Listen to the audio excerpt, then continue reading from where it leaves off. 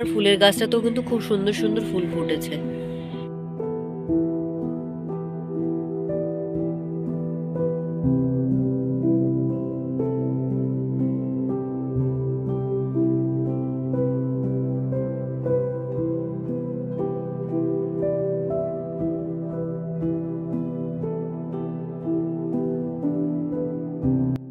Hello guys, welcome back to my channel. Good morning বন্ধুরা, সবাই কেমন আছো? আশা করি সবাই খুব ভালো আছো। তো আমরাও ভালো আছি। আজকে মকর সংক্রান্তির শুভেচ্ছা জানিয়ে ব্লগটা শুরু করে দিচ্ছি।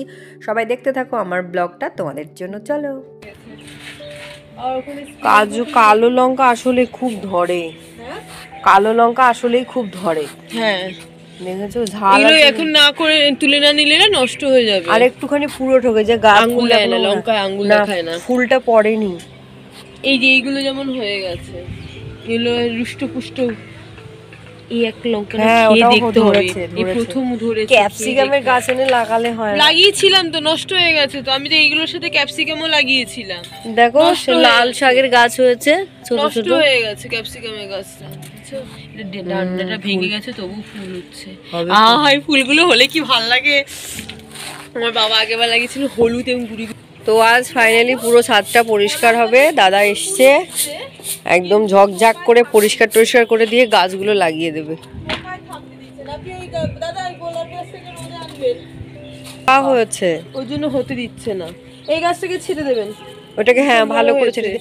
এটা এই গাছটা ছায়াতে থাকলে এরকম পুরো সবুজ হতো, এরকম পুরো সবুজ। এই গাছটাকে এখন যেগুলো রোদে থাকা এখানে দিন, এগুলোকে সরিয়ে দিন। রোদের মধ্যে আছে বলে লাল আছে, সবুজ দেখেছি। এটাতে কি সুন্দর পদ্ম ফুলটা ফুটেছিল, কি সুন্দর ফুটেছিল। পোকা হয়ে গেছে। এখনই তো পদ্ম হয় আমাদের বাড়িতে, এত বড় বড় সেগুলোতে কি পদ্মগুলো এত বড় বড়। আমি জবা দেখলাম সেই দিন, বিশাল বড় বড় জবা। তো লঙ্কা না, না, আমার বাবা বলছে কি এগুলো না ভাজা খাওয়া যায়, তুই নিয়ে যাস। আমাদের বাড়িতে আছে। দাদা, এটা ঘৃত লঙ্কা? এটা ঘৃত লঙ্কা লম্বাগুলো?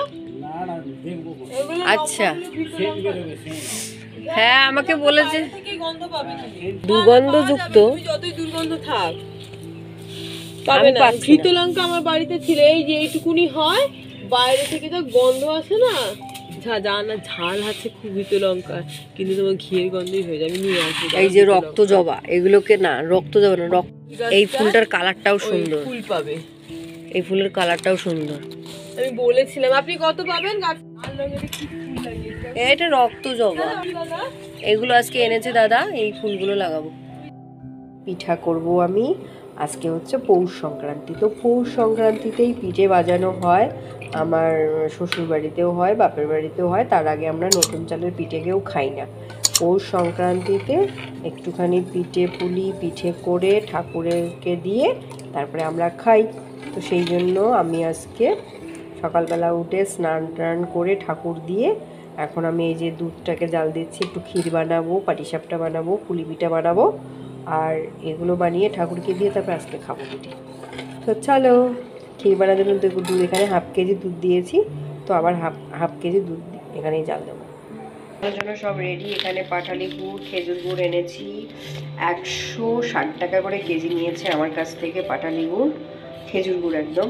আর এখানে নারকেল কুড়ে নিলাম, আর এখানে চালের গুঁড়ো আছে। তো আমি এখন পাটিসাপটা পিঠের জন্য যেটা করবো আর কি, তো সেটা রেডি করব।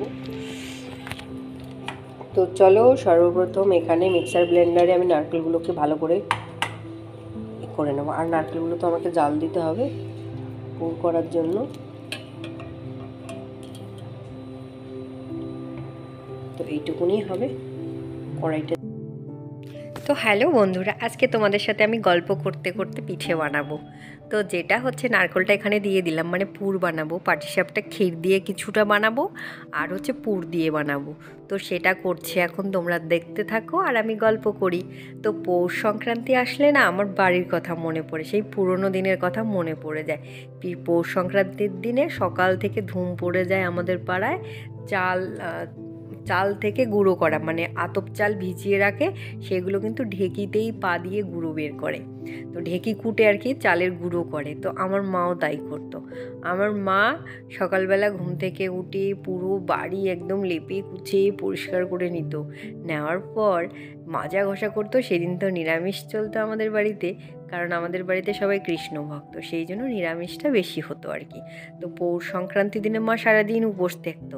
উপোস থেকে তারপরে ঢেকি কুটে চালের গুঁড়ো বের করে নিয়ে আসতো।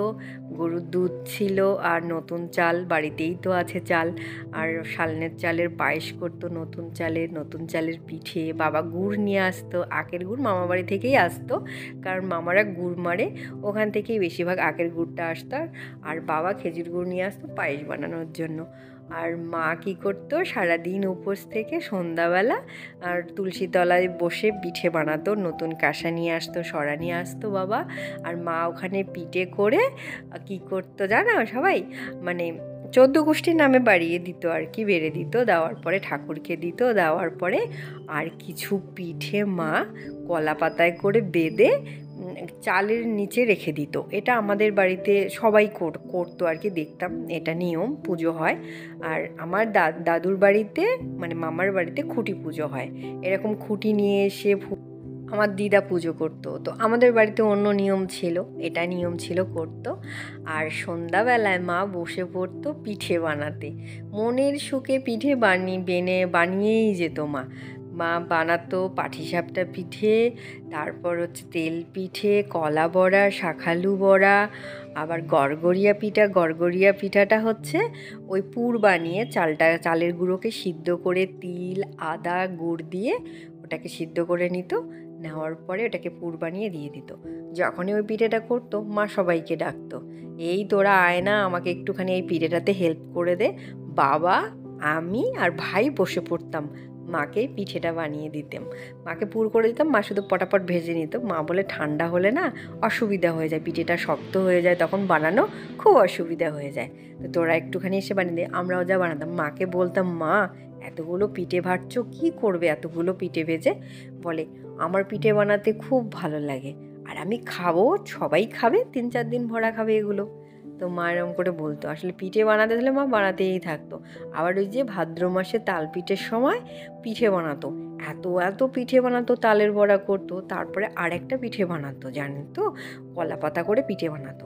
রাতের বেলা রেখে দিত মেখে, পরের দিনে উঠে দেখি কলা পাতায় পিঠে ভাজছে। কী করছো মা? কলা পাতায় পিঠে ভাজছি। তুমি পারো বটে এসব করতে। ভালো লাগতো। এই পৌষ সংক্রান্তি আসলেই বাড়ির কথা মনে পড়ে যায়। আর বাড়িতে সারা বাড়ি লক্ষ্মীর পাতে আলেপন ভরিয়ে দিত মা। নবান্নের উৎসবে করতো, লক্ষ্মী পূজায় করতো, আর হচ্ছে পৌষ পার্বণে পুরো বাড়িতে একদম আলেপন, লক্ষ্মীর পা ভরা, সব একদম। পাড়ায় কত ধুম পড়ে যায় পৌষ পার্বণ আসলে। প্রত্যেক বাড়ি পিঠে বানিয়ে সর্বপ্রথম কি করতাম, আগে গরুগুলোকে খাওয়াই দিতাম। আমাদের বাড়িতে গরু আছে, গরু দুধ দেয়। তারপরে হচ্ছে যেটা আর কি নিয়ম হয়, ওরাও তো মানুষের মতো না, তো তারপরে তো খাওয়া দাওয়া হতো, পায়েস টায়েস হতো, খাওয়া দাওয়া। পরের দিন চলতো ধুম খাসি ভাত খাওয়া। পুরো আত্মীয় স্বজন বাড়িতে আসতো, নিমন্ত্রণ করা হতো, জড়িত পিসামশাই, পিস্তাতো ভাই বোন মামারা সবাই আসতো, আর খাওয়া দাওয়ার ধুম পড়ে যেত। পৌষ পার্বণ, নবান্ন, এই দুটোতে একদম তুমুল খাওয়া দাওয়া চলতো। তো সেই কথাগুলো মনে পড়ে, তোমাদের সঙ্গে গল্প করলাম। আর আমিও তাই মার কাছে দেখেছি, কিন্তু কোনোদিন বাড়িতে পিঠে বানাইনি পাটিসাপটা। আমার ঠাকুমা আছে, খুব ভালো জানো পিঠে বানাতে পারে।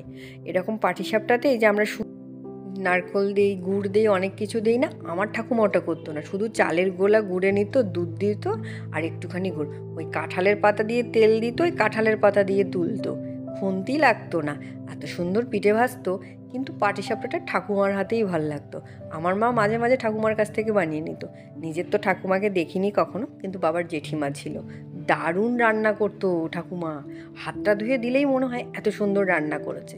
খেতে কি অসাধারণ লাগে সত্যি। আগেরকার দিনের লোকের হাতের রান্না এত সুন্দর, অসাধারণ। সব কিছু আমি কিন্তু দেখেছি, কিন্তু এত পিঠেটা আমি কোনোদিনও বানাইনি।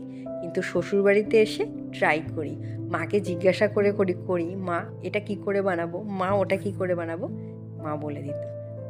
তোমাদের সাথে গল্প করতে করতে আমার পিঠেগুলো সব বানানো হয়ে গেল। আর ভিডিওটা আমি এখানেই শেষ করছি। সবাই খুব ভালো থাকো, সুস্থ থাকো, লাইক কমেন্ট শেয়ার